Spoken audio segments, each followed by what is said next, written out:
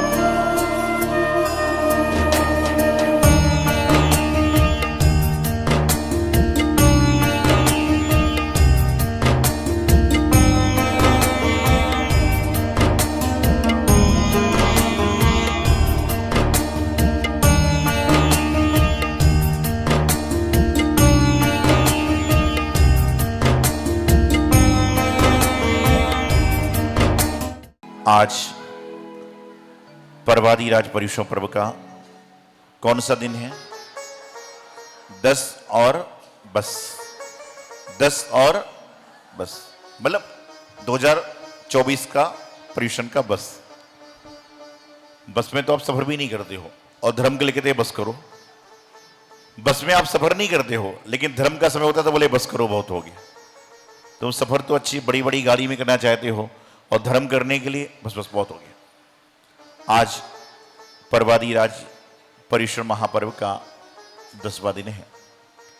चेहरों में बिना कोई जोक सुने मुस्कुराहट है, बिना कोई हास्य की बात सुने चेहरे एकदम चमक रहे हैं, 32 दांत बाहर दिख रहे हैं। क्यों दिख रहे हैं? सबको मालूम है कि कल से तो आज की रात बाकी है और सुबह 5 बजे प्रधान जी 4 बजे दरवाजा खोल दें तो हम 4 बजे ही आ जाएं।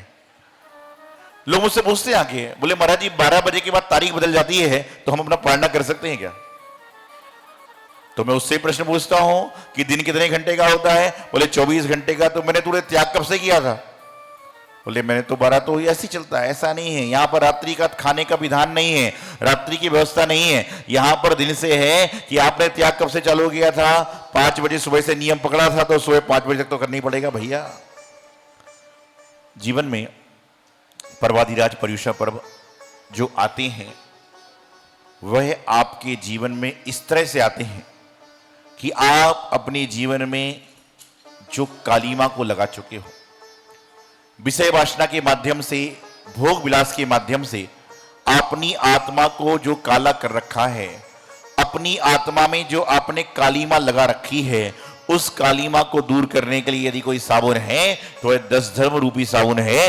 इस 10 धर्म के माध्यम से आपकी आत्मा को मलिन करने का, आपकी आत्मा को क्लीन करने का, आपकी आत्मा को सुंदर बनाने का यदि कोई साबुन है तो यह 10 धर्म रूपी साबुन है। जो इसको लगा लेता है उसके जीवन में कभी कालीमा नहीं आता। एक गुरुकुल में बहुत सारे विद्यार्थी अध्ययन करते थे।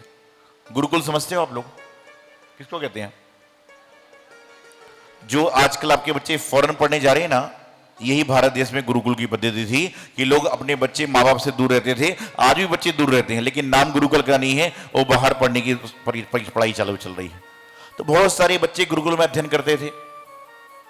और पहले के जमाने में टेलीकॉम, टेलीविजन सुविधा नहीं थी, खाली पत्र लेखन होता था। और जब गुरुकुल की शिक्षा पूरी हो जाती तो जाते समय उनके सर शिक्षक उनको कहते कि भैया क्यों जा रहे हो संसार में, गुरुकुल में ही रहो ना।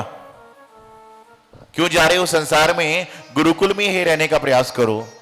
तो इसी तरह से पढ़ाई पूरी करने के बाद 2 विद्यार्थी गुरुकुल से घर जा रहे थे।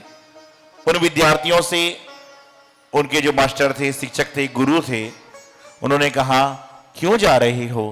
उन्होंने कहा कि बचपन से हम आपके पास में आ गए थे, कुछ योग भोग विलास का मजा ले लें और फिर अंत में दीक्षा लेंगे। आज मुझे बड़ा आश्चर्य होता है, यदि कोई बचपन का 10-12 साल का बच्चा मेरे पास में आता है, मैं कहता हूं आलू त्याग कर दो, वो कहता है महाराज बाद में करूंगा। तो समझ में आता है कि उसके पास उम्र है। 40-50 साल का आदमी आता है, मैं कहता हूं त्याग कर दो, वह कहता है कि बाद में कर दूंगा, तो मुझे लगता है कि उम्र है। लेकिन 70-75 साल की जो भाभी जी आती हैं, भैया जी आते हैं, उनसे मैं कहूं कि त्याग कर दो, वो कहते उम्र है। तो मैं पूछता हूं अगले जन्म की काउंटिंग चालू कर देगी आप? 80 साल का, 90 साल का आदमी आ रहा है और उसको त्याग की भावना बनाई जाए तो ये कहता अभी उम्र है तो नहीं चलेगा। आप लोग कहते ना कि रोते रोते ही निकल गई और बोझा ढोते ढोते निकल गई। बोझा ढोते ढोते जिंदगी निकल जाएगी, रोते रोते जिंदगी निकल जाएगी, लेकिन जिंदगी कुछ कर नहीं पाओगे। तो उन्होंने कहा बाद में लेंगे। समझाया, समझाने काम गुरुओं का होता है। आप आते हो, हम समझाते हैं भाई ऐसा नहीं वैसा करो, वैसा नहीं वैसा करो। लेकिन कुछ तो कहते हैं, कुछ तो ऐसे होते हैं वो कहते हैं कि सुनो सबकी, सुनो सबकी और करो मन की। आप लोग परेशान क्यों हो पता आपको? हाथ जोड़िए, बोलिए हम लोग मंदिर आते हैं। जोर से बोलो, हम लोग मंदिर आते हैं, सुनते हैं गुरुवाणी, सुनते हैं गुरुवाणी, पढ़ते हैं जिनवाणी, हम लोग मंदिर आते हैं, सुनते हैं गुरुवाणी, पढ़ते हैं जिनवाणी और करते हैं, खुद ही बोल रहे हो, करते हैं मनवाणी। इसलिए तो दुखी हैं सारे। जिनवाणी पढ़ते हो, गुरुवाणी सुनते हो, लेकिन करते क्या हो, इसलिए दुखी है इंसान। यदि एक बार हम लोगों ने तो 16 साल में गुरु जी का प्रवचन सुना, हम लोगों ने घर छोड़ दिया। आपसे घर छोड़ने की बात नहीं करता हूं, इतना कहता हूं कि कुछ समय घर छोड़ के मंदिर में भी तो समय निकालो, गुरु के पास भी तो निकालो, जिनवाणी के पास भी निकालिए। तो बता रहा था कि दोनों चले, राजकुमार थे राज्य के और कई वर्षों बाद आ रहे थे। तो बड़ा राजमहल में तैयारी की गई, तोरण दौड़ लगाए गए, जहां जहां लोगों को बैठाया गया, सब कुछ कराया गया, जगह जगह उनके फूल बरस रहे हैं, उनकी मलमाला हो रही है, सब कुछ हो रहा है, जयमाला और सब कुछ हो रहा है।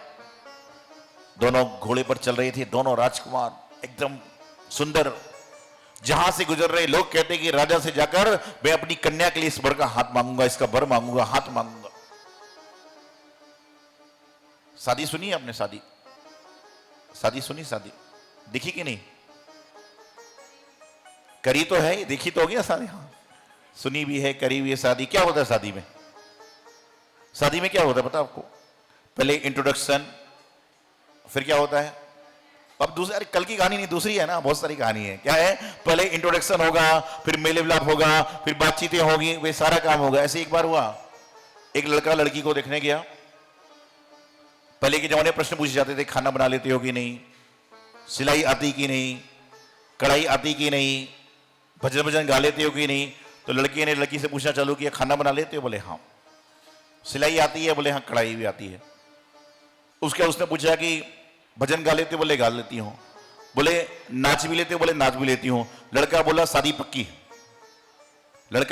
पक्की। लड़की सही है, खाना बना लेती है, कपड़े सिल लेती है, सब कुछ काम कर लेती है, नाच लेती है, गा लेती है, सब कुछ कर लेती है, शादी पक्की। लड़की बोली एक सवाल मेरा भी है। बोले क्या? बोले आपको ढोलक बजाना आती है? लड़का बोला नहीं। बोले शादी कैंसिल। लड़की ने पूछा ढोलक बजाने आती है? बोले नहीं। बोले क्यों? बोले शादी कैंसिल। तो लड़की बोली मैं नाचूंगी, मैं गाऊंगी तो ढोलक क्या तेरा बाप बजाएगा सारा? तो ढोलक बजाना सीख, फिर शादी करना। भाई जब लड़की से सारी अपेक्षा, तो लड़के को भी तो गुण चाहिए कि वो नाचेगी गाएगी, तो ढोलक कौन बजाएगा, पियानो कौन बजाएगा? तो बता रहा हूं इस तरह के होते हैं लोग। तो वर मांगने के लिए पहुंचे कि भाई इन राजकुमारों से तो हम लोग क्या करेंगे, वर, कन्या का वर मांगेंगे। राजकुमार धीरे धीरे महल के पास पहुंचे। उन दोनों राजकुमार की दृष्टि चकोरे पर एक सुंदर सी कन्या पर पड़ी। और दोनों राजकुमार के मुंह से आहा निकला और दोनों कहने लगे कि इस कुमारी कन्या से शादी हम करेंगे। दोनों में आपस में झगड़ा चालू हो गया, झगड़ा उत्पन्न हो गया कि इस लड़की से शादी हम करेंगे। इतने में माता, महिलाएं बाहर नहीं आ सकती थी उस जमाने में, माता अंदर से कह बेटे शादी तो मुझे खुद को करना है, लेकिन घर पे तो आओ। बोले नहीं माँ, तू बोल दे कि इस लड़की से शादी मैं करूंगा। बड़ा कहता बड़ा मैं हूं तो मैं करूंगा, छोटा बोला नहीं, बोले मैं करूंगा। दोनों में झगड़े चालू, तलवारें निकल गईं। दोनों सगे भाई 20 साल से जो साथ में रह रहे थे, दोनों में झगड़े की तलवारें निकल गईं। क्यों कारण से? पहले झगड़ते कि शादी हम करेंगे और बाद में कहते हैं शादी थोड़े दिन बाद करता तो अच्छा था। तो दोनों में तलवारें चल गई। मां अंदर से आई, बोले क्या हो रहा है? मां को मजबूरन में आने पड़ा। बोले क्या बात है, किससे शादी करना है? बोले वो झकोरे पे सुंदर सी कन्या है, मां उससे हमारा विवाह करा देना। जैसे ही मां ने सुना, मां मूर्छित हो गई, बेहोश हो गई, चक्कर आकर गिर पड़ी। क्यों गिर पड़ी? क्योंकि वह दोनों राजकुमार कोई और नहीं थे। कौन थे? देश भूषण कुलभूषण थे। और जब घर से जा रहे थे, उन्होंने अपनी सगी बहन को देखा तो उससे विवाह के भाव उत्पन्न हो गए। उन्होंने घोड़ों को वापस सन्यास की ओर मोड़ लिया। जब संसार में बहन के प्रति भी इंसान आसक्त हो सकता है, ऐसे संसार में मुझे नहीं फंसना। और उन्होंने घर को छोड़कर वन की राह वापस ले ली। तो ऐसा जीवन में होता है। इसी तरह से भोग विलास में आदि फंसा हुआ है। ब्रह्मचर्य धर्म का दिन, ब्रह्म जैसी चर्या करना, इसका नाम ब्रह्मचर्य है। यही मंगल सुभावना आचार्य श्री सिद्धांत सागर जी महाराज की।